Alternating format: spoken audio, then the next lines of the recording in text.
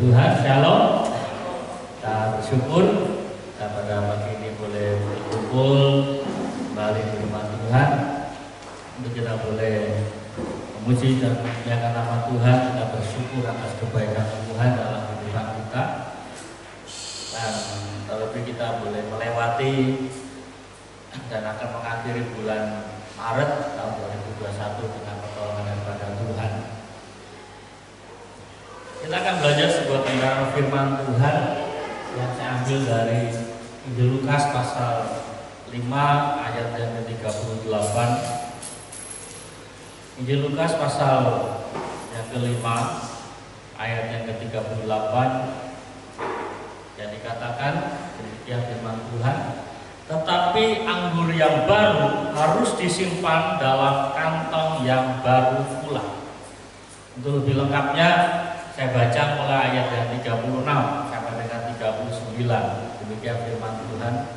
Ia mengatakan juga suatu perumpamaan kepada mereka, tidak ada seorang pun mengoyakkan secari kain dari baju yang baru untuk menambalkannya pada baju yang tua. Jika demikian, yang baru itu juga akan koyak, dan pada yang tua itu pun tidak akan cocok kain penambal yang dikoyakkan dari yang baru itu. Demikian juga tidak seorang pun mengisikan anggur yang baru ke dalam kantong kulit yang tua. Karena jika demikian, anggur yang baru itu akan mengoyakkan kantong itu, dan anggur itu akan terbuang, dan kantong itu pun hancur. Tetapi anggur yang baru harus disimpan dalam kantong yang baru pula. Dan tidak seorang pun yang telah meminum anggur tua ingin minum anggur yang baru, sebab ia akan berkata, anggur yang tua itu lebih baik. Tapi saudara sekalian yang kasih nama Tuhan Yesus, ini berawal dari sebuah pertanyaan daripada orang-orang Farisi. Mereka yang mempertanyakan akan keberadaan para murid hari itu, mengapa murid-murid Tuhan Yesus tidak berpuasa? Murid-murid Yohanes Pembaptis berpuasa, orang-orang Farisi berpuasa, tetapi para murid mereka dalam pelayanan Tuhan Yesus, mereka tidak pernah mendapati bahwa para murid berpuasa. Tetapi selama mereka bersama-sama dengan Tuhan, mereka senantiasa makan, minum, bersukacita.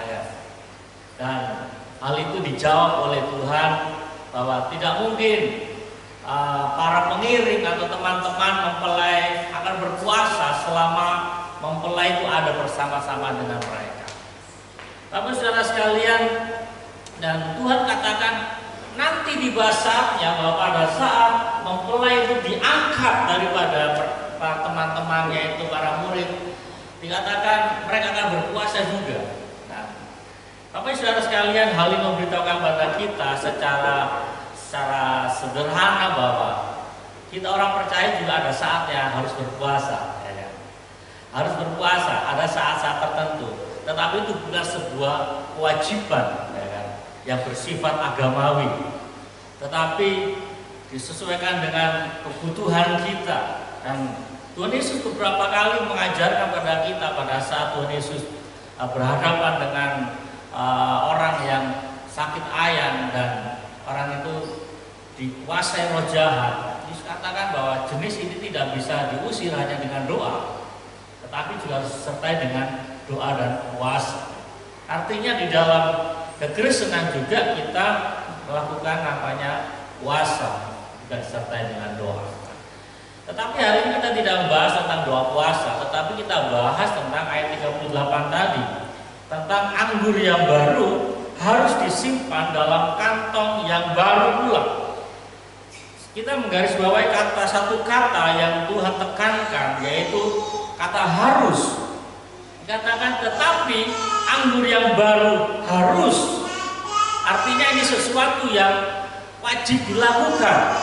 Bahwa jangan pernah kita menyimpan anggur yang baru ke dalam kantong kulit yang tua. Tapi saudara sekalian, mengapa ini terjadi? Karena anggur memiliki potensi untuk melakukan fermentasi. Nah, pada saat anggur ini berfermentasi, maka dia akan menghasilkan sebuah gas, dan gas ini dapat menghasilkan sebuah daya dorong yang begitu kuat. Nah, sedangkan kain atau kantong kulit yang tua, dia memiliki ciri keras, dia nggak ada sifat elastis lagi, sehingga pada saat anggur yang baru kemudian dimasukkan di kantong kulit yang tua, yang tidak dapat berelastis, yang tidak dapat mengembang, sedangkan anggur yang baru ini dia akan menghasilkan gas yang sedikit demi sedikit dia akan mengembang dan akan mendorong akan kantong kulit tua. Maka kita katakan, maka cepat atau lambat kantong kulit itu akan pecah, karena kantong kulit yang tua dia nggak punya elastis, ya kan. Tapi saudara sekalian, apa yang dimaksud dalam perumpamaan Tuhan tentang kantong kulit yang baru? Tapi saudara sekalian, di buletin nanti saya sampaikan bahwa pola hidup seorang Kristen yang proporsional akan menghasilkan sebuah kehidupan yang penuh dengan sukacita. Apa yang dimaksud dengan proporsional? Artinya sebuah kehidupan yang seimbang, gitu loh. Seimbangnya apa? Anggur yang baru harus ditaruh di kantong kulit yang baru pula. Itu yang namanya seimbang. Anggur berbicara tentang bagaimana kasih Tuhan. Anggur berbicara tentang sukacita Tuhan. Anggur berbicara tentang rencana-rencana Tuhan dan kehendak Tuhan yang akan Tuhan berikan bagi kehidupan kita. Tapi saudara sekalian, pada saat Tuhan melawat kehidupan kita, pada saat Tuhan menyampaikan akan kebenarannya dalam kehidupan kita, tetapi kita masih memakai kantong kulit yang lama, yang berbicara tentang manusia lama, yang berbicara tentang sesuatu yang keras, sesuatu yang tidak mau mengembang, tidak mau bertumbuh di dalamnya, maka firman itu akan menjadi sesuatu yang sia-sia. Firman Tuhan itu akan mudah untuk dicampakkan. Karena apa? Kita nggak sanggup menerima firman Tuhan itu. Padahal firman Allah adalah sesuatu yang memiliki sifat bertumbuh, dia akan bergerak, dan pada saat kita tidak dapat bergerak mengikuti maunya Tuhan, maka kehidupan kita akan hancur. Padahal maksud Tuhan sangat luar biasa. Nanti kita akan lihat. Sebelumnya saya sampaikan sebuah cerita tentang anak-anak Skewa, ya kan? Anak-anak Skewa. Tapi saudara sekalian bisa lihat di dalam Kisah Para Rasul. Kisah Para Rasul pasal 19 itu menceritakan tentang anak-anak Skewa. Saya baca untuk kita semua, dikatakan juga beberapa tukang jampi Yahudi yang berjalan keliling di negeri itu mencoba menyebut nama Tuhan Yesus atas mereka yang kerasukan roh jahat dengan berseru, katanya, "Aku menyumpahi kamu demi nama Yesus yang diberitakan oleh Paulus." Jadi anak-anak Skewa ini mereka memakai nama Yesus untuk mengusir setan. Karena mereka melihat, wow, luar biasa nama Yesus yang dipakai oleh Paulus. Pada saat Paulus mengusir setan dalam nama Yesus, maka orang itu menjadi sembuh. Dan anak-anak Skewa mencoba, dan dikatakan mereka yang melakukan hal itu ialah 7 orang anak dari seorang imam kepala Yahudi yang bernama Skewa. Jadi ini anak imam kepala itu, bukan orang kafir, bukan orang yang tidak percaya pada Tuhan, tetapi anak imam kepala orang-orang Yahudi. Kalau sekarang ini boleh dikatakan anak-anak pendeta, itu lebih jelasnya. Tetapi roh jahat itu menjawab, Yesus aku kenal, dan Paulus aku ketahui, tetapi kamu siapa?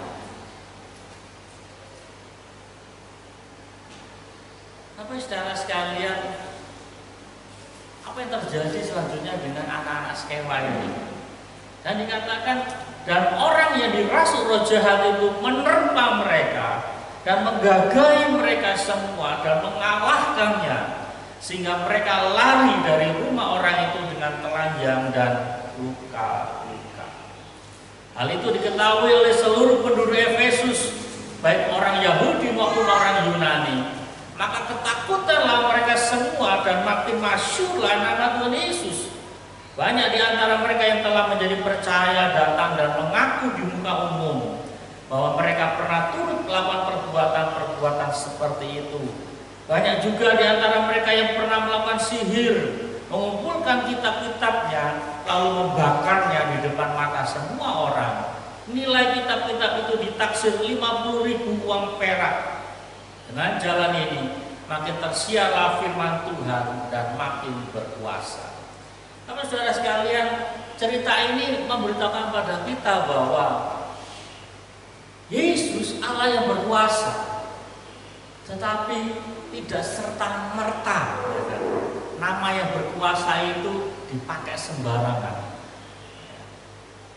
Pada saat anak-anak Skewa ini mencoba mengusir setan dengan nama Yesus, bukan berarti Yesus tidak berkuasa sehingga anak-anak Skewa yang berjumlah 7 orang itu dikalahkan oleh setan. Tetapi karena apa? Hidup daripada anak-anak Skewa ini yang berkenan di hadapan Tuhan. Kalau kita perhatikan ayat di atasnya tadi, dikatakan apa?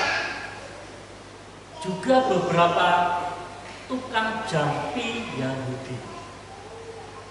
Ini anak imam, tetapi mereka masih juga hidup dalam kuasa kegelapan. Dan ditekankan lagi kan di bawah, bagian bawahnya, ayat yang ke berapa tadi? Ayat yang ke 19. Banyak juga di antara mereka yang pernah melakukan sihir.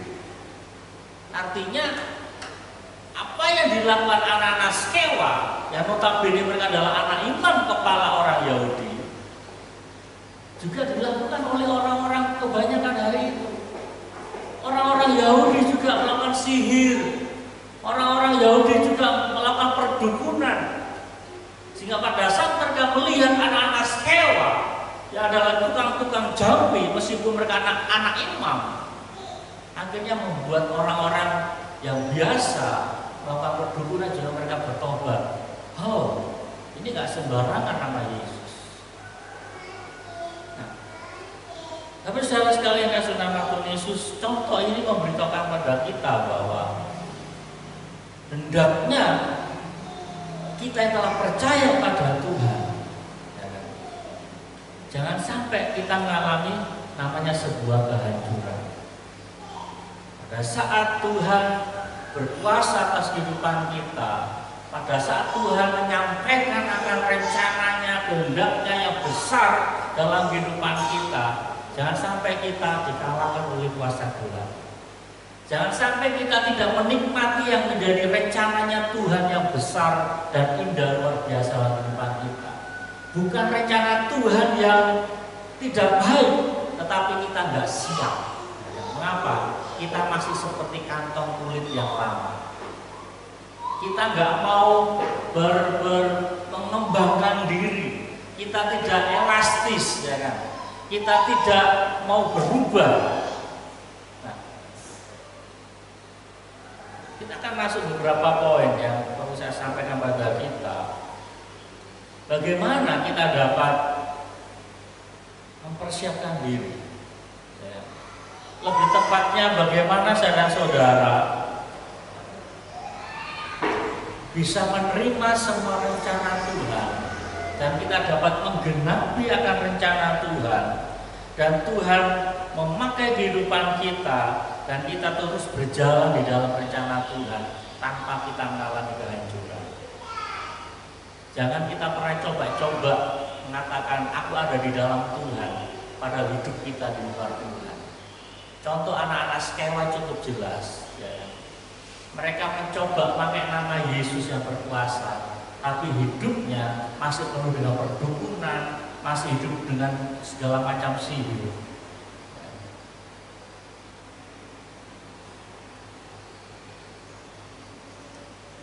Kita akan lihat yang pertama, yaitu kita mesti menjadi namanya sebuah ciptaan baru. 2 Korintus pasal 5 ayat 17 dikatakan, jadi siapa yang ada di dalam Kristus, ia adalah ciptaan baru. Yang lama sudah berlalu, sesungguhnya yang baru sudah datang. Apa saudara sekalian, Rasul Paulus berbicara kepada jemaat di Korintus bahwa kita yang ada di dalam Kristus, siapa yang ada di dalam Kristus, ia adalah ciptaan baru. Yang lama sudah berlalu, sesungguhnya yang baru sudah datang. Apa saudara sekalian, hal ini berbicara tentang sebuah pertobatan. Pertobatan bukan sekedar rasa menyesal, tetapi tidak disertai dengan sebuah pertobatan atau perubahan. Namun pertobatan merupakan sebuah perubahan dalam diri yang mempengaruhi akan tubuh, jiwa, dan roh. Jelas ya. Jadi pertobatan itu bukan sekedar rasa menyesal, saya menyesal, saya sudah bersalah, saya sudah berdosa, saya sudah melakukan kejahatan, tetapi kita nggak berubah. Pertobatan bukan sekedar rasa menyesal, tetapi masuk lebih dalam, yaitu mempengaruhi roh kita. Pertobatan yang sejati atau pertobatan yang hakiki adalah pertobatan yang melingkupi daripada tubuh, jiwa, dan roh. Nggak sekedar tentang jiwa saja yang memiliki perasaan dan pikiran. Saya sadar saya salah, saya sadar saya mengerti ini perbuatan saya salah. Nggak sekedar cukup di situ, tetapi harus mencapai namanya tubuh. Tubuh artinya ada sebuah tindakan untuk kita tidak melakukan itu lagi. Tetapi juga yang paling dalam lagi adalah namanya perubahan dalam roh kita. Nah, apa saudara sekalian, mengapa harus kita melibatkan tentang rohani kita atau roh kita? Karena Roh Kudus, nah kembali sini. Bagaimana kita dapat bekerja sama dengan Roh Kudus kalau kita tidak melibatkan roh kita? Roh Kudus menggerakkan roh kita untuk kita memiliki kesadaran akan sebuah tindakan yang salah. Ketika Tuhan Yesus bercakap-cakap dengan Nikodemus, Nikodemus adalah seorang Farisi, dia adalah salah satu pengajar daripada pemimpin orang-orang agama Yahudi. Yesus berbicara tentang kelahiran baru. Kita lihat ayatnya. Dikatakan Yesus menjawab katanya, aku berkata kepadamu ini Yesus berbicara kepada seorang Farisi, seorang pengajar. Yesus berbicara, sesungguhnya jika seorang tidak dilahirkan kembali, ia tidak dapat melihat kerajaan Allah. Ini ayat yang kelima. Jawab Yesus, aku berkata kepadamu, sesungguhnya jika seorang tidak dilahirkan dari air dan roh, ia tidak dapat masuk ke dalam kerajaan Allah. Ada dua ayat yang Yesus sampaikan kepada Nikodemus pada saat dia berbicara tentang kelahiran baru. Kelahiran baru berbicara tentang sebuah pertobatan, sama dengan 2 Korintus pasal yang kelima ayat yang ke-17 tadi. Hanya Yesus memakai sebuah istilah yang lebih gamblang, lebih jelas, bahwa seorang bertobat digambarkan seperti orang yang lahir baru. Tetapi pada dalam percakapan itu Nikodemus nggak nyambung. Nikodemus katakan, guru, bagaimana saya seorang yang sudah tua, sudah beruban ini masuk lagi ke rahim ibu saya dan saya dilahirkan? Sehingga Yesus katakan, bukan masalah kelahiran jasmani, tetapi dilahirkan dari air dan roh. Air berbicara tentang firman Allah. Bagaimana pada saat kita mendengar firman Allah, kita diperbarui, firman Allah menyadarkan kita, oh firman Allah mengajarkan seperti ini, oh ini saya salah, saya keliru melakukan ini. Firman Allah berbicara, nanti kita lihat di ayat lainnya. Dan juga bagaimana peranan roh, dikatakan roh itu lebih besar, bukan huruf kecil. Artinya pertobatan kita atau kelahiran baru ini digerakkan oleh kuasa Roh Kudus. Di penjara ada banyak orang yang menyesal tindakannya. Orang yang mencuri masuk penjara, oh ya saya menyesal. Orang yang membunuh, oh ya saya menyesal. Waktu mereka keluar, mencuri lagi, ya. Melakukan kejahatan lagi, sehingga mereka keluar masuk. Mengapa itu terjadi? Penyesalan mereka hanya bersifat di pikiran, tidak mencapai kerja daripada roh. Kalaupun mereka menyesal, yang menyesal karena tahu itu salah gitu. Karena mereka punya pengetahuan itu salah. Tetapi untuk menghentikan tindakan kejahatan, mereka nggak mampu. Berbeda dengan orang yang mengalami pertobatan karena kuasa Roh Kudus.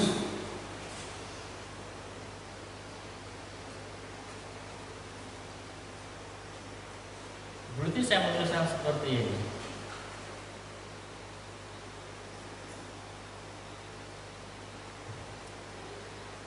Pertobatan yang karena kuasa Roh Kudus ini bukan karena rasa segan atau rasa takut kepada manusia, namun karena sebuah kesadaran diri oleh kuasa Roh Kudus, sehingga ia merasa jijik terhadap dosa yang telah ia perbuat, sehingga ia dengan rela meninggalkan dosa-dosanya dan datang kepada Allah.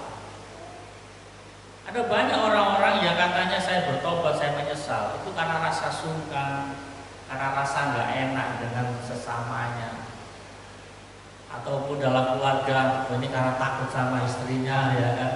Di rumah kelihatan baik-baik, tapi di luar berbeda, ya kan. Atau juga istri karena takut sama suami, di rumah kelihatan baik-baik, di luar berbeda. Itu bukan suatu pertobatan yang baik. Itu bukan karena digerakkan Roh Kudus. Dia terpaksa menjadi baik. Jangan kita menjadi seperti itu, ya kan? Tetapi kelahiran baru yang Tuhan mau adalah oleh karena firman, ya, dilahirkan dari air dan roh. Artinya kita disadarkan oleh kebenaran firman Tuhan dan Roh Kudus bekerja dalam roh kita, sehingga dikatakan kita akan dapat melihat, ya kan, kerajaan Allah. Bahkan kita dikatakan dapat masuk. Artinya apa? Bukan pada saat kita bertobat kita langsung lihat surga, bukan itu. Tetapi pada saat kita dilahirkan baru, kita dapat melihat perkara-perkara Tuhan, ya kan? Perbuatan-perbuatan Tuhan yang luar biasa dalam kehidupan kita. Saya tidak yakin ada banyak orang Kristen yang dapat melihat perbuatan Tuhan. Mereka berpikir pada saat Tuhan memberkati, hanya berpikir ini karena saya kerja, karena saya banting tulang makanya saya dapat berkat. Dia nggak bisa melihat ini pertolongan Tuhan. Pada saat dia selamat dari sebuah musibah, dia berpikir ini karena keahlian saya. Dia nggak bisa melihat, ini cara Tuhan menolong saya, ini cara Tuhan melepaskan saya dari maut. Dia hanya berpikir ini karena saya pintar, saya punya banyak pengalaman. Dia nggak bisa melihat kerajaan Allah. Lebih-lebih dia masuk dalam kerajaan Allah, berbicara masuk dengan kesadaran apa yang saya kerjakan ini adalah untuk kemuliaan nama Tuhan. Bapak saudara sekalian, di dalam Yohanes pasal 1 ayat ayat 13 dikatakan orang-orang yang diperanakkan bukan dari darah atau dari daging, bukan pula secara jasmani oleh keinginan seorang laki-laki, melainkan dari Allah. Pertobatan yang sejati atau kelahiran baru yang Allah maksudkan adalah bukan perbuatan manusia, ya kan? Tetapi bagaimana keterlibatan Allah, ya? Keterlibatan Allah di dalam sebuah perubahan manusia itu. Saya dan saudara gak bisa berubah dengan kekuatan kita sendiri. Sebaik-baiknya kita gak bisa menjadi baik tanpa pertolongan Tuhan. Atau kalau pernah kita melihat ada orang yang begitu jahat dan akhirnya dia berubah, itu bukan karena kekuatannya sendiri, tetapi karena Allah, melainkan dari Allah. Ada campur tangan Tuhan. Ibaratnya sebuah mobil yang rusak, apakah mobil itu dapat memperbaiki dirinya sendiri? Pasti seorang mekanik yang datang dan memperbaiki mana kerusakannya. Saya dan saudara adalah ciptaan. Kita nggak bisa mengubah, memperbaiki diri kita sendiri tanpa melibatkan Tuhan. Hanya pada saat kita datang pada Tuhan, Tuhan saya rusak, saya jatuh, maka izinkan Allah memperbaiki kehidupan kita. Dan itu akan terjadi dalam kehidupan kita masing-masing. Perkara yang kedua, bagaimana kita dapat menjadi seperti kantong kulit yang baru. Kalau tadi berbicara tentang sebuah pertobatan atau ciptaan baru, perkara yang kedua berbicara kita mesti siap atau hidup yang dibersihkan. Yohanes pasal 15 ayat 2 dan 3 dikatakan setiap ranting padamu yang tidak berbuah dipotongnya, dan setiap ranting yang berbuah, perhatikan ini, setiap ranting yang berbuah dibersihkannya, supaya apa? Ya lebih banyak berbuah. Kamu memang sudah bersih karena firman yang telah kukatakan padamu. Ini kadang-kadang menjadi sebuah pertanyaan dalam kehidupan kita orang Kristen selama ini. Tuhan, aku kan udah lahir baru, aku udah bertobat, aku udah meninggalkan hidup lama saya. Tetapi mengapa Tuhan izinkan masalah-masalah itu terjadi? Pada saat masalah terjadi ini berbicara tentang hidup yang dibersihkan. Saya nggak melakukan salah, tetapi mengapa saya mengalami penderitaan? Itu berbicara tentang hidup kita dibersihkan. Sama seperti sebuah pohon, dia nggak pernah pergi untuk mencari benalu dan benalu itu lengket dalam rantingnya. Tetapi pada saat masa pertumbuhannya, pada saat dia mulai bertumbuh, berkembang dan daun-daunnya begitu lebat, tiba-tiba datang burung dan membawa apa? Biji benalu. Dan benalu itu nempel. Kadang-kadang kehidupan kita seperti itu, kita sudah nyaman, tenang, ibaratnya kita tidak ada masalah lagi, kita sudah dekat dengan Tuhan. Tiba-tiba datang ya, orang membawa masalah dalam kehidupan kita. Kita nggak pernah mencari masalah, tapi orang yang datang ataupun masalah yang datang menghampiri kehidupan kita, dan kita tetap merasa nyaman. Oh nggak apa-apa lah, ini kan cuma sebuah biji, nggak ngaruh di hidup saya. Dan kita biarkan biji itu melekat dalam diri kita, dan lambat laun dia tumbuh tunas, dan tunas itu menjadi besar-besar. Kalau kita perhatikan, kalau benalu itu lama-kelamaan nempel dalam sebuah ranting, apa yang terjadi? Ranting itu akan mati. Ranting itu akan menjadi kering, karena ranting itu dihisap makanannya oleh benalu itu. Agar ranting itu nggak mati, apa yang dilakukan? Benalu itu harus dicabut, dibuang dari ranting itu. Hal yang sama, Tuhan pakai istilah perumpamaan tentang sebuah pohon, sama seperti yang saya sampaikan tadi. dibersihkan. Memang Alkitab nggak katakan dibersihkan yang benalunya diambil, tetapi mungkin hal yang sama juga Tuhan kerjakan. Pada saat hidup kita sudah nyaman dekat dengan Tuhan, tanpa kita mendekati dosa, tanpa kita cari gara-gara dengan dosa, tiba-tiba godaan dosa itu datang dan kita apa-apa, saya kan udah di dalam Tuhan, saya kan sudah hidup benar, sampai aja hanya masalah kecil nggak apa-apa aja. Dan kita merasa nyaman, kita nggak tegas terhadap dosa yang kecil. Ini kan cuma dosa kecil, nggak apa-apa. Tapi lambat laun dosa itu bertumbuh besar. Dan karena kasih Tuhan yang besar, Tuhan datang untuk membersihkan. Nah, pada saat firman datang, pada saat Tuhan berperkara dalam kehidupan kita, dan Tuhan mau mencabut akan dosa itu dalam hidup kita, ada sebuah pertanyaan, kita rela enggak? Kata Tuhan, dibersihkan. Tujuannya apa? Jelas. Pada saat pohon itu dibersihkan supaya ia lebih banyak berbuah. Itu aja tujuannya. Bukan maksud Tuhan untuk menyakiti kehidupan saya dan saudara, tetapi Tuhan sangat baik. Dosa itu harus diangkat dari kehidupan kita supaya kita lebih banyak berbuah. Apa saudara sekalian, ketika seorang mengalami sebuah pertobatan atau lahir baru, dia tidak serta-merta menjadi manusia yang ideal atau sempurna. Namun kadang-kala godaan manusia lama atau keduniawian dapat datang untuk mempengaruhi dia kembali. Hal ini karena tabiat dosa masih ada dalam diri kita.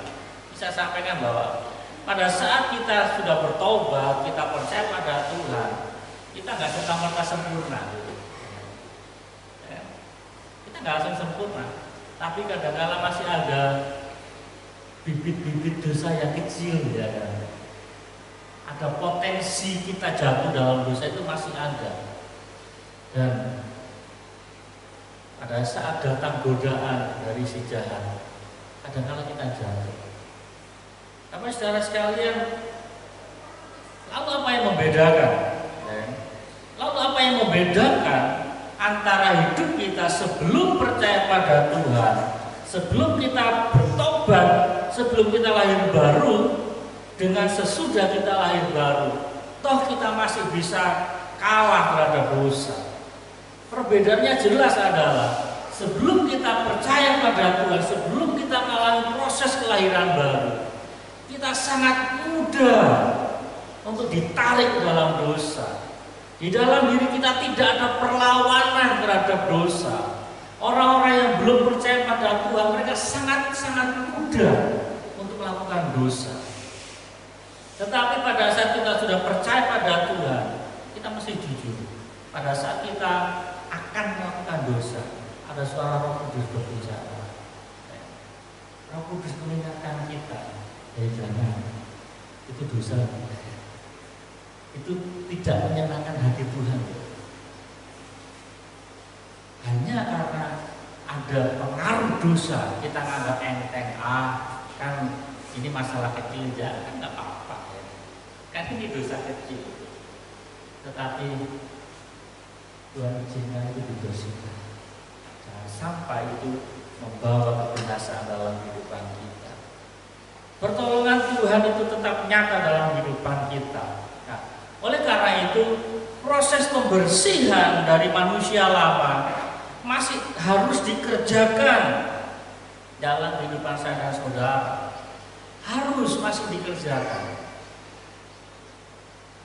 Kalau kita mau introspeksi sebelum kita tidur malam, ya, kita berdoa. Mari kita diam semenit 2 menit dari kita bangun tidur sampai kita duduk doa malam itu. Berapa kali kita menyakiti hati Tuhan? Berapa kali kita menyakiti orang-orang dekat kita? Baik perkataan kita, tindakan kita. Gak usah ke Tuhan dulu lah. Gak usah Tuhan dulu. Dengan orang-orang sekitar kita, Berapa kali kita marah-marah yang menghasilkan dosa? Berapa kali hari itu kita berbohong? Hal-hal seperti itu yang kadang-kadang kita anggap ini kan kecil ya. Kan bohong ini kan biasa lah. Kalau nggak bohong itu merasik ya. Hal seperti itu harus kita bersihkan, proses setiap hari dalam kehidupan kita. Dan bagaimana peran firman Allah dalam kehidupan kita? Karena kamu telah mendengar tentang Dia ya, dan menerima pengajaran di dalam Dia menurut kebenaran yang nyata dalam Yesus. Hari ini saya mau mengajak kita mengubah sebuah konsep atau pemikiran pada saat kita mendengar firman. Jangan berpikir ini firman seperti dongeng semata. Tetapi apa katakan? Karena kamu telah mendengar tentang Dia. Artinya pada saat kita mendengar firman Allah, kita ini sementara bercakap-cakap dengan Tuhan. Bukan saya Tuhan, tetapi firman yang kita dengar, kita sementara dengar Tuhan ngomong.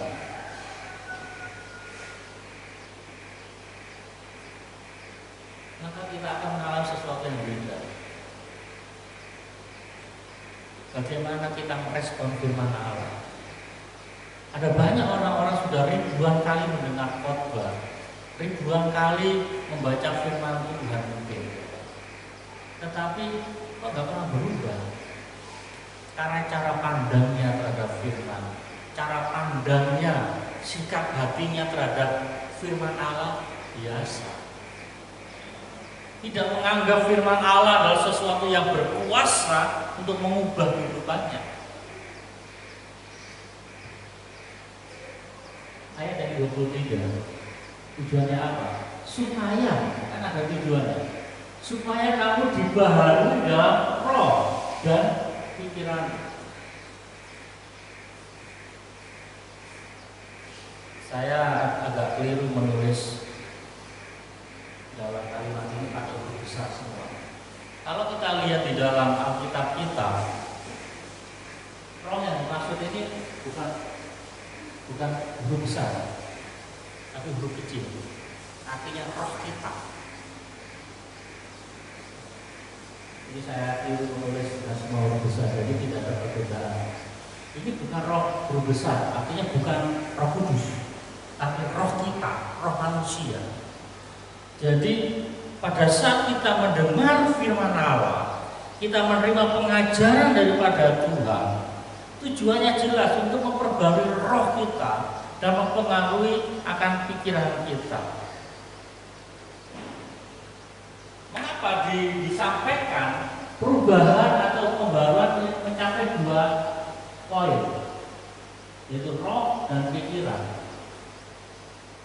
Kalau secara sekali kita tahu sebelum kita melakukan sebuah tindakan, kita bangun tidur, jangankan bangun tidur, biasanya ibu-ibu kalau malam mau tidur sudah mulai mikir besok masak apa ya? Oh besok saya mau masak rawon. Itu perundingannya di mana? Di pikiran. Baru setelah bangun tidur sudah siap. Bangun tidur masih mikir, ini bangun tidur saya ngapain ya? Masak dulu, cuci baju dulu, atau bersihkan rumah dulu ya. Di mana ibaratnya rapatnya, di mana rapatnya? Di pikiran. Bukan serta merta, oh ini masak rawon enggak ya. Tapi sudah direncanakan dulu ya. Hal yang sama juga dalam kehidupan kita secara rohani. Pikiran merupakan sebuah tempat pertemuan, sebuah tempat perundingan. Apa yang harus kita kerjakan dalam kehidupan kita? Kita ngambil keputusan untuk berbuat dosa ataukah tidak? Di mana tempatnya perundingannya? Di pikiran. Ingat cerita tentang Kain dan Habel. Pada saat persembahan Kain ini tidak diterima oleh Allah, maka dalam pikiran daripada Kain, itu agak adil. Tuhan ini nggak baik, masa persembahan adik saya diterima, persembahan saya nggak diterima. Dan berkembang terus, Pak ini karena Tuhan nggak adil, ya udahlah, supaya saya dapat perkenanan Tuhan, supaya hanya persembahan saya diterima Tuhan, saya bunuh saja adik saya. Rencana itu ada dalam pikiran Kain. Apakah Tuhan diam? Enggak. Sama seperti tadi yang saya sampaikan, pada saat kita akan melakukan dosa, kita yang sudah percaya pada Tuhan, ada suara dalam hati kita. Hal yang sama juga pada saat Kain akan membunuh adiknya, yaitu Habel. Tuhan ngomong, Kain, ingat, dosa sudah mengintai di pintu hati. Tuhan nggak diam, tetapi Tuhan tidak memaksa. Jadi saya sampaikan bahwa manusia punya kehendak bebas. Manusia bukan robot yang kalau dipencet mati. Manusia bukan seperti itu. Hidup saya dan saudara nggak seperti remote control atau seperti slide ini. Yang repotnya Tuhan pegang. Pada saat kita mau berbuat dosa, Tuhan pencet stop. Nah, Tuhan hanya berbicara mengingatkan. Apa yang diputuskan oleh Kain, Kain tidak menghiraukan suara Tuhan, dia tetap melakukan kejahatan. Di awal di mana? Pikiran. Oleh karena itu kita sebagai orang percaya, mari pikiran ini harus diperbarui. Lalu juga mengapa roh harus diperbarui? Tapi saudara sekalian, kita tahu bahwa manusia pasti mati. Tubuh kita akan hancur dalam liang kubur. Tetapi namanya roh kekal. Dua bagian ini harus senantiasa diperbarui. Kalau hanya pikiran saja diperbarui, tetapi roh kita nggak diperbarui, padahal yang dapat mendengar suara Tuhan dengan jelas adalah roh kita. Dan roh ini sifatnya permanen, kekal.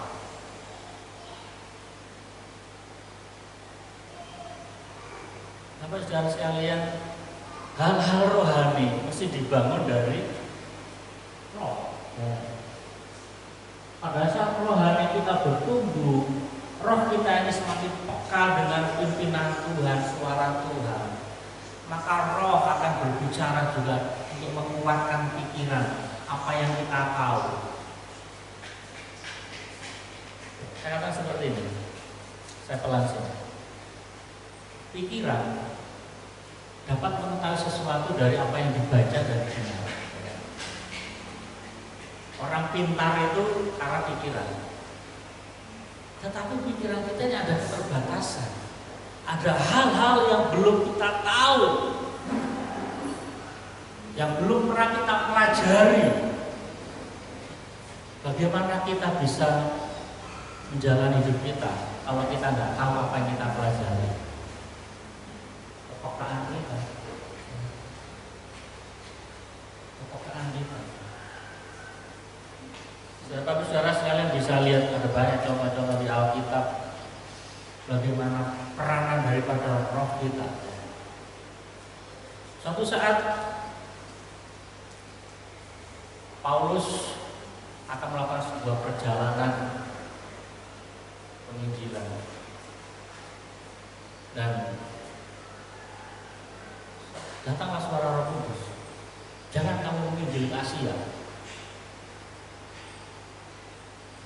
Kalau Paulus ini nggak peka rohnya terhadap pimpinan Roh Kudus, dia akan mengatakan, wah ini suara setan ini. Masa saya akan menginjil ke Asia? Nggak boleh, ya kan? Pikiran berbicara penginjilan adalah kehendak Allah. Penginjilan kepada orang-orang di Asia adalah amanat agung Tuhan. Pikiran kan? Tetapi karena Paulus memiliki kepekaan Roh Kudus berbicara pada Paulus, jangan kamu pergi ke Asia. Dalam kehidupan kita, seringkali kita diperhadapkan dengan pertentangan seperti ini antara pikiran kita dengan roh kita. Sehingga dua bagian ini mesti kita siap diperbarui terus-menerus. Butuh proses yang panjang, butuh proses setiap hari dalam kehidupan kita. Tapi saudara sekalian, mari izinkan Roh Kudus melalui kuasa firman Allah maupun dalam kehidupan kita sehari-hari terus membersihkan akan bagian-bagian dalam kehidupan kita yang tidak berkenan di hadapan Tuhan. Perkara yang ketiga, bagaimana kita dapat menjadi seperti kantong kulit yang baru, yaitu bagaimana kita juga harus hidup dalam pimpinan Roh Kudus. Jadi saya singgung di poin yang terakhir di poin yang kedua, bagian terakhir, bahwa kita harus dipimpin Roh Kudus, sama seperti Paulus tadi. Ya. Dikatakan Roh Kudus adalah pribadi Allah yang diutus untuk menyertai orang percaya selama-lamanya. Perhatikan ini, bahwa Roh Kudus diutus oleh Allah untuk menyertai akan kehidupan orang percaya untuk selama-lamanya. Mengapa? Seorang Kristen, kita tidak akan kuat dan kita tidak akan kalah kemenangan dengan kekuatan kita sendiri dalam dunia. Tidak bisa. Sehingga pada saat Tuhan akan naik ke surga, kita katakan, aku tidak akan meninggalkanmu seperti yatim piatu. Mengapa? Karena Tuhan tahu manusia itu lemah gitu loh. Meskipun kita sudah lahir baru, meskipun kita sudah bertobat dari manusia lama kita ini masih lemah.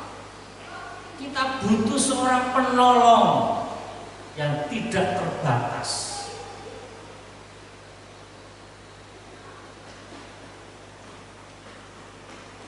Nah, jika kita hidup oleh Roh, baiklah kita hidup juga dipimpin oleh Roh. Artinya dipimpin oleh Roh Kudus. Bapak saudara sekalian, mari kita renungkan firman Allah ini bahwa sejak kita semakin sungguh-sungguh dengan Tuhan, masalah tidak pernah berhenti dalam kehidupan kita. Baik masalah karena ujian terhadap iman kita, maupun masalah karena kesalahan kita.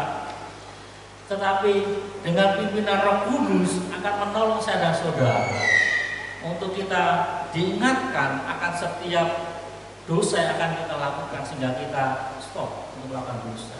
Tetapi kalaupun kita terjatuh dalam dosa, Roh Kudus akan memotivasi kita, mengingatkan kita, menyadarkan kita akan dosa, bahwa kasih karunia Allah itu ada dalam kehidupan kita. Sehingga apa? Kita akan segera bertobat. Untuk kita segera kembali kepada Tuhan. Contoh besarnya adalah Raja Daud, seperti saya sampaikan. Daud itu gak kurang berkenannya apa di hadapan Tuhan. Daud, dia Raja Daud, dia gak kurang pekanya apa dengan Tuhan. Dia mau berperang melawan orang Filistin, dia datang sama Tuhan berdoa, Tuhan, hari ini aku akan menghadapi orang Filistin. Apakah aku maju berperang atau tidak? Nanya dia sama Tuhan. Dan Tuhan katakan, majulah, aku akan menyerahkan orang Filistin pada kamu. Akhirnya menang. Kemudian datang lagi orang Filistin untuk kedua kalinya. Daud tidak mengandalkan pengalaman kemenangan kemarin, tetapi dia kembali datang pada Tuhan, dia berdoa, Tuhan, hari ini orang Filistin datang lagi, aku akan maju berperang atau tidak? Nanya lagi. Dia nggak pakai pengalaman kemenangannya, ya kan? Kelemahan kita kan kadang-kadang kita pakai pengalaman kita yang kemarin. Oh, dulu aja Tuhan tolong, apa hari ini enggak? Ya. Apa yang Tuhan katakan hari itu? Jangan. Kamu jangan maju, tetapi buat sebuah lingkaran besar. Hal yang beritahu pada kita, Tuhan pasti tolong hidup saya dan saudara. Tetapi jangan atur cara Tuhan. Tuhan punya banyak cara. Allah kita adalah Allah yang kreatif untuk menolong kita. Contoh lain dalam pelayanan Tuhan Yesus, penyakitnya sama-sama buta. Jadi nanti saudara bisa cek itu Pak. Tentang orang buta yang disembuhkan Tuhan. gaji muda kata-kata ya. Dan ada yang katakan seperti Bartimius, jadilah seperti iman. Banyak cara. Penyakitnya sama, buta. Ya kan? Apakah butanya Bartimius, butanya apa itu anak yang lahir sejak lahir buta? Dan ada seorang lagi yang buta. Cara Tuhan yang beda-beda. Ada yang kadang lagi cukup mengatakan jadilah sembuh seperti iman. Apakah kita akan marah pada saat Tuhan meludah ke tangan, kemudian mengaduk tanah dan ditempelkan ke mata kita yang buta? Oh, Tuhan waktunya buka Bartimius nggak pakai tanah, nggak pakai ludah, ya kan? Apa kita mengatur cara Tuhan? Ya kan? Kita nggak bisa seperti itu. Tapi itu yang sering kita lakukan kepada Tuhan.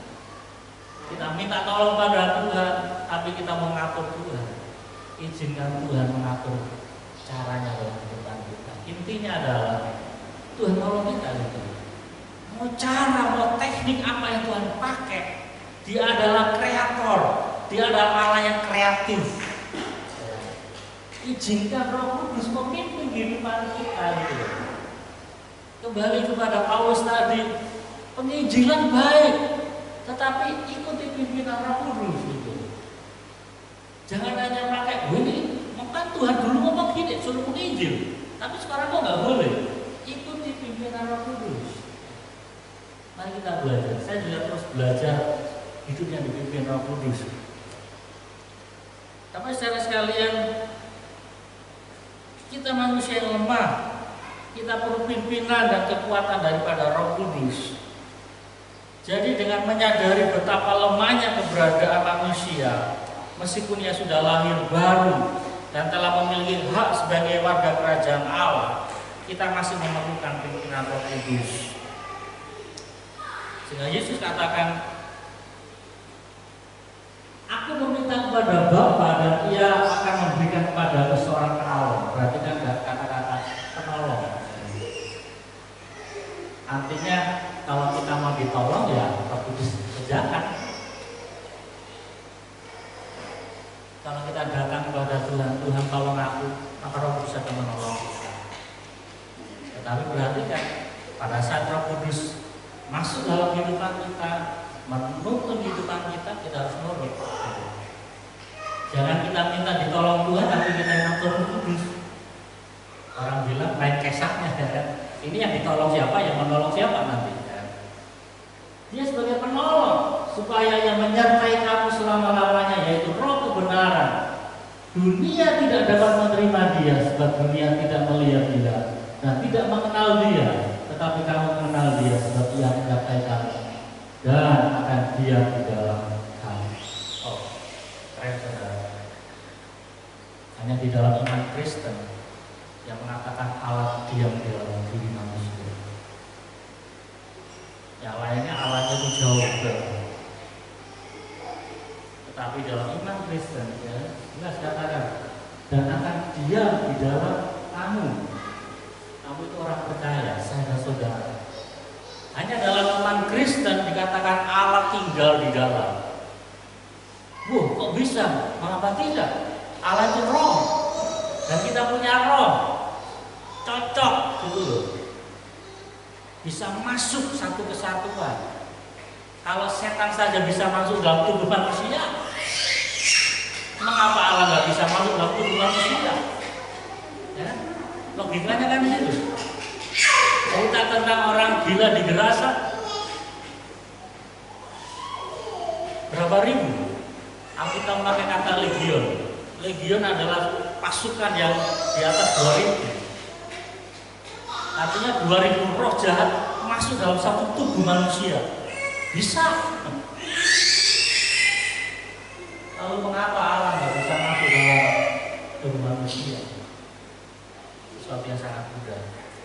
Yang penting adalah kita izinkan Tuhan tinggal dalam diri kita. Kuasa Roh Kudus memimpin, menolong kita, mengingatkan kita untuk kita ada bersama-sama di dalam rencana Tuhan. Saya akhiri dengan pernyataan seperti ini. Kehidupan seorang Kristen tanpa mengalami pembaruan seperti kantong kulit lama yang akan mengalami kehancuran ketika Tuhan melawat. Kita semua menginginkan lawatan Tuhan. Kita semua menginginkan Tuhan menyatakan rencananya dalam hidup kita. Tetapi pertanyaannya, kita seperti kantong kulit baru atau kantong kulit lama? Kalau kita masih seperti kantong kulit yang lama, kita nggak mau mengubah diri kita tidak mau memperbarui diri kita nggak mau dipimpin Roh Kudus, itu sama seperti kantong kulit yang lama, maka kita akan hancur. Bukan Tuhan yang jahat, tapi kita yang nggak mau berubah. 3 poin besar saya sampaikan tadi. Mari kita ngalamin pertobatan terus dalam kehidupan kita. Kita dipimpin Roh Kudus dan kita siap untuk dibersihkan melalui kebenaran firman Allah, melalui pimpinan Roh Kudus yang menyadarkan kita hari lepas hari. Di Tuhan demikian firman Tuhan. Mari kita datang pada Tuhan. Kiranya Tuhan boleh menolong saya dan saudara untuk kita menjadi seperti kantong kulit yang baru, di mana saudara-saudara siap dengan rencana Tuhan. Kita siap dalam pimpinan Tuhan, seperti kantong kulit yang elastis, yang siap mengembang, yang siap dimasuki anggur yang baru, yang memiliki potensi untuk melakukan fermentasi, yang memiliki gas, yang memiliki daya dorong yang kuat. Jangan sampai pada saat Tuhan melawat kehidupan kita nggak siap, kita mengeraskan hati kita tidak mau diperbarui, kita nggak mau dibersihkan. Mari kita lakukan pertobatan hari lepas hari, menjadi ciptaan baru, bukan karena kekuatan kita, tetapi karya Allah dalam hidup kita. Menciptakan firman Allah terus memperbarui kita. Perubahan kita bukan karena manusia, tetapi karena Roh Kudus dalam hidup kita. Haleluya. Terima kasih Tuhan untuk firman Allah yang boleh kami renungkan pada saat ini. Firman Allah berbicara panjang lebar dalam kehidupan kami, untuk kami menjadi seperti kantong kulit yang baru, yang siap diisi dengan anggur yang baru. Biarlah hidup kami senantiasa memiliki pertobatan hari lepas hari. Kami dilahirkan kembali di dalam air dan Roh. Hidup kami diperbaharui, dibersihkan hari lepas hari dari segala macam kelemahan dan dosa-dosa kami. Mungkin ada orang-orang yang tidak melihat akan dosa kami, tapi Kau Tuhan yang Maha tahu akan dosa dan kejahatan yang kami perbuat. Tuhan, kami mau sadar, kami mau meninggalkan, kami mau memandang jijik terhadap dosa. Kami tidak mau menyimpan dosa itu berlama-lama dalam diri kami. Tuhan, berikan pada kami hati yang baru, agar dengan pimpinan Roh Kudus kami senantiasa dituntun mencapai apa yang Tuhan mau. Terima kasih Tuhan untuk firman Allah. Tuhan, tolong kami semua umat-Mu agar kami menjadi seperti kantong kulit yang baru, di mana Tuhan memakai kehidupan kami. Tuhan bekerja melalui kehidupan kami untuk menyatakan kemuliaan. Terima kasih Bapa. Tuhan berkati umat-Mu dalam segala usaha bekerja mereka, terlebih dalam masa-masa sulit hari-hari ini. Biarlah Tuhan malah boleh menolong keluarga demi keluarga, Allah melawat akan setiap pergumulan umat-Mu. Saat mereka menghadapi situasi-situasi yang sulit, kiranya pimpinan Roh Kudus itu nyata dalam kehidupan mereka. Mereka mengizinkan Roh Kudus berbicara jelas, dan mereka boleh mentaati apa yang Tuhan mau dalam kehidupan mereka.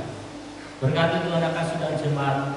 Tuhan tolong mereka, lepaskan mereka dari segala yang jahat, dan Tuhan tolong mereka yang lemah, biar mereka boleh mengalami kekuatan yang baru daripada Tuhan.